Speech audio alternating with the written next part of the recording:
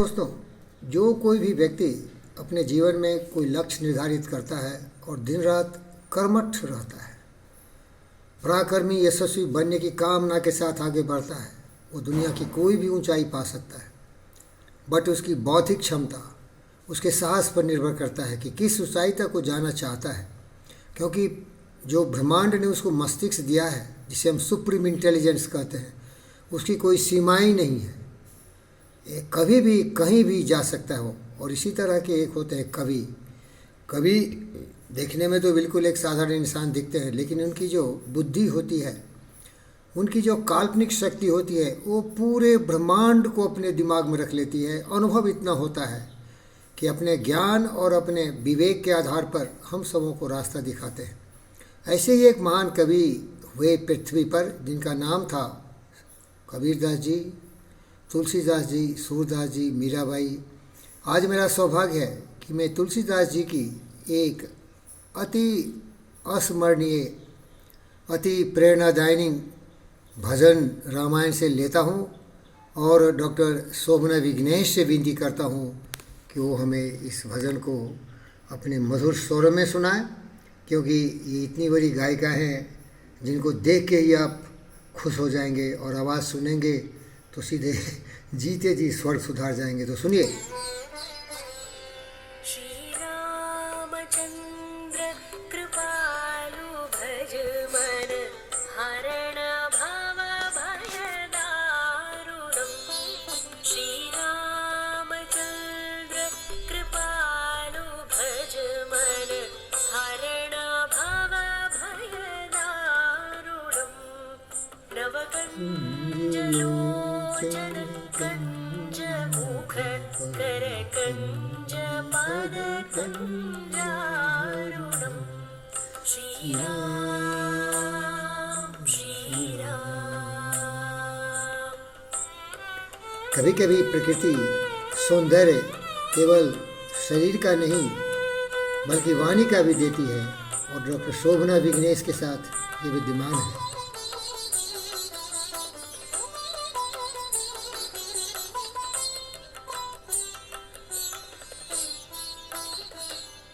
कंदर्प अगणित अमित छवि नवनील नीरज सुंदरम्। पटपीतमानहं तडित रुचि शुचि नौमि जनक सुंदावरम्।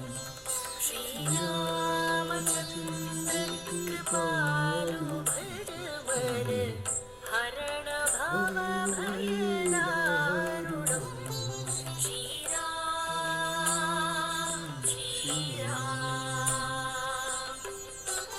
प्यारे दोस्तों, इस भजन के माध्यम से मैं संवाद देना चाहता हूँ अपने बेटी और बेटों को कि ज़िंदगी में आप कुछ भी पा सकते हैं। मर्यादा पुरुषोत्तम राम एक प्रेरणा के स्रोत रहे हैं, उनकी प्रेरणा से आप जिंदगी में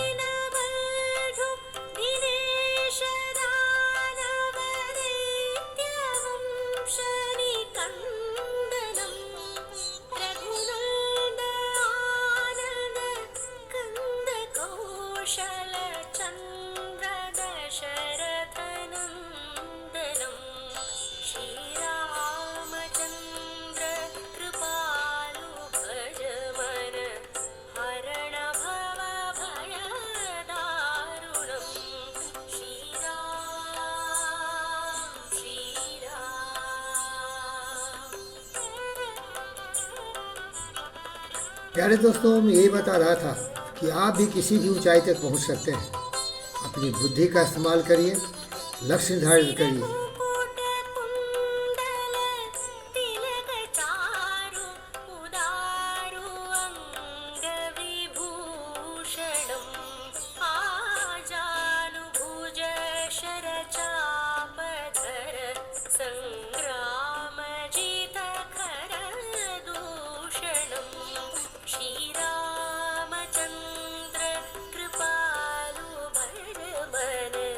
हरण भव भय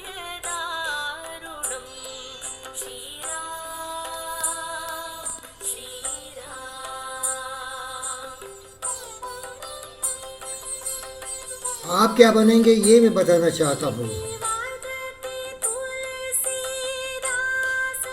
शंकर शेष मुनि मनरंजनम मम हृदय कंद निवास कुरु कामादिकलगलगंजनम श्रीरामचंद्र कृपालु भज मन हरण भव भय दारुणम नवकंजलोचन कंज मुख कर कंज पर कंजारुणम श्री प्यारे दोस्तों, तो मैं ये बता रहा था कि जितने भी हमारे होनहार बच्चे हैं और बच्चियां हैं, सबों को चाहिए कि ज़िंदगी में लक्ष्य निर्धारित करें।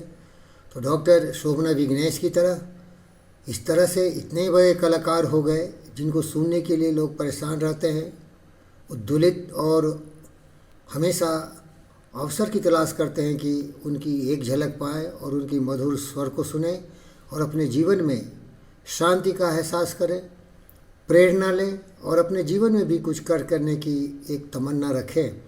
तो आप कुछ भी बन सकते हो। आप क्रीड़ा के क्षेत्र में, स्पोर्ट्स के क्षेत्र में, राजनीति के क्षेत्र में, विज्ञान के क्षेत्र में, और जिस क्षेत्र में आपकी अभिरुचि हो उस क्षेत्र में पूरी तन्मयता से लग जाइए और कठोर परिश्रम करने के लिए तैयार रहिए। तो आपकी ज़िंदगी में कोई भी वस्तु असंभव नहीं होगी। केवल शरीर का इस्तेमाल करेंगे तो आप जानवर हो जाएंगे, एक बैल की तरह गाड़ी खींचेंगे, घोड़े की तरह टमटम खींचेंगे। लेकिन अगर आप मस्तिष्क का आविष्कार कर लिया अपने जीवन में, उसका प्रयोग करना सीख लिया, तो आप डॉक्टर शोभना विघ्नेश बन सकते हैं, आइंस्टाइन न्यूटन बन सकते हैं, राइट ब्रदर्स और एडिसन बन सकते हैं, एंड्रू कार्नेगी बन सकते हैं, हेनरी फोर्ड बन सकते हैं, बेजोस बन सकते हैं, बिल गेट्स बन सकते हैं, स्टीव जॉब बन सकते हैं, सुंदर पिचई बन सकते हैं, फ़कीर योगी वीरेंद्र योगी बन सकते हैं। तरह तरह के लोगों का मैंने चित्रण किया है। किसी भी श्रेणी में आप जा सकते हैं, लेकिन इसके लिए आवश्यक है अपने आप से प्यार करिए, अपने आप को इज्जतदार बनाइए, अपने आप पर भरोसा रखिए और तपस्या करिए। बिना तपस्या के कुछ नहीं मिलता है, ये तो बिल्कुल शाश्वत है। कुछ किए बिना ही यूँ ही जय जयकार नहीं होती, मिलते नहीं मोती यूँ ही गहरे पानी में, बढ़ता उत्साह इसी हैरानी में।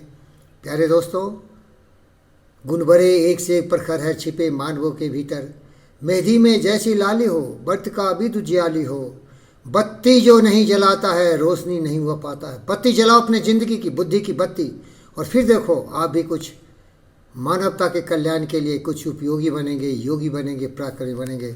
Doctor Shobhana ji, thank you very much for inspirational talk. Thank you.